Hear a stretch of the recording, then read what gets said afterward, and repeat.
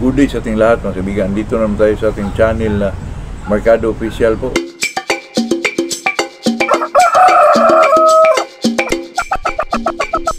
Ay, bago tayo mag-umpisa ay shoutout muna tayo kay Warlito Tanisa, Silso Angguring, Batangas, Rodel Meldia, Juban Porita, Calamba, Laguna, Volter Aninyon, Ludinya Dakutan, Jabunga, Agusan del Norte, Ala Nava, Agusan del Norte. Ito nanalo sa ating parapol.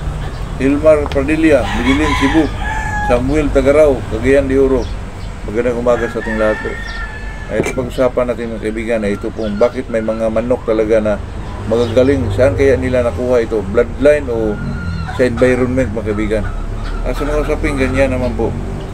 Pag ang manok kasi mga kaibigan, alam niyo po pag ito ay multiple process na, yun ang tinatawag ng chapsuy mga kaibigan. Kasi yung mga manok na gano'n mga kaibigan, lalo na pag klaseng manok lang nakapasok sa kanya po, talagang kusang gumagaling yung mga manok na yun. Kasi katulad ng mga kaibigan, hatcha, hindi natin alam, na-cross sa sweaters, tapos mapasukan siya ng roundhead mga kaibigan. Expected mo na yan na gumagaling talaga ang manok na yan. Kasi yung mga manok mga kaibigan na napasukan ng roundhead po talagang lumalabas yung magaling na estilo sa laban nila po. Pero ito namang sa environment mga kaibigan, makuha ito po yung manok na gala mga kaibigan. Kasi doon nila matutunan yung yung paano sila mabuhay sa mga kaibigan, yung pinagala lang. Pag may mga predator po ay talaga magdago sila sa sarili nila para hindi sila makuha po. At saka kung sila mga kaibigan, yung magdapo sila sa ibabaw ng mga kahoy, ganon, talaga doon mag-umpisa yung talino ng isang manok po. Kaya both yun mga kaibigan, sa environment at saka sa bloodline ng isang manok po. Lalo na pag may mga bloodline tapos pinagala mo pa, ay talagang gumagaling po ang mga manok na ganyan mga kaibigan. Kaya pinag-usapan natin po yung saan pa talaga nakuha mga kaibigan, lalo na ngayon nowadays mga kaibigan, na talaga makukuha yung galing sa isang manok through bloodlines po. Kasi marami namang manok na magagaling kaibigan, katulad ng mga karet, kilso. Pero parang related lang yung mga manok na yan kaibigan, kasi ang kilso may roundhead yan, karet mayroon ding roundhead yan. Hindi lang natin alam mga kaibigan kung ano talaga ang mga history ng mga ito.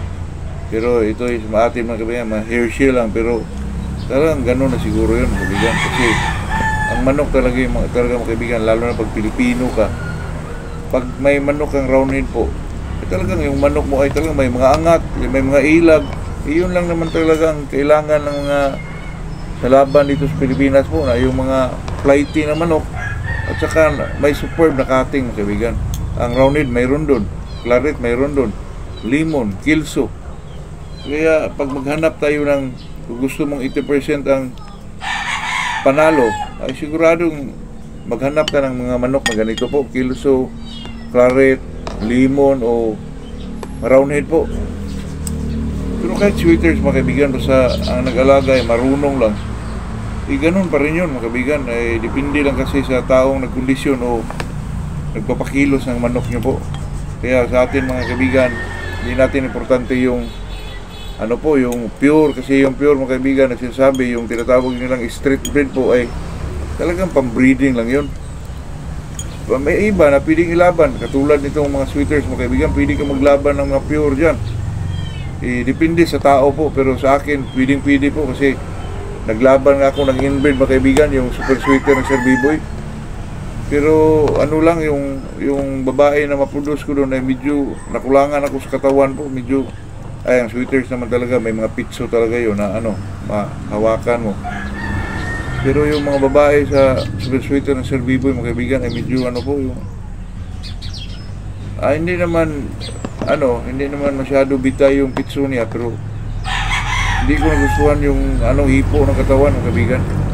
Tulad ng medyo may edad na pinabreed ko, nang itlog pa naman ngayon. Pero ang kagandahan sa kanila mga kaibigan ay talaga may mga palo po. Hindi katulad nitong mga bagong labas mga kaibigan, itong Golden Boy 5K, talagang may mga palo mga kaibigan, saka malakas pa sa ilalim mga kaibigan. At baliban pa dyan, maganda pa, ang ganda ng kulay.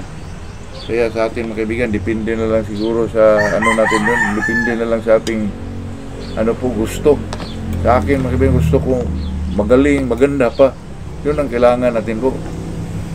Kasi tayo na may isang breeder. Pero sa akin dyan, mga kaibigan, stance ko dyan, talagang ang manok natin, gumagaling dyan, true bloodline siguro, mga kaibigan. Kasi, ang bloodline kasi, pag marami nang nakapasok sa isang manok, yung tinatawag lang, chapsoy po, talaga marami ng armaments na hawak ng isang manok na yun.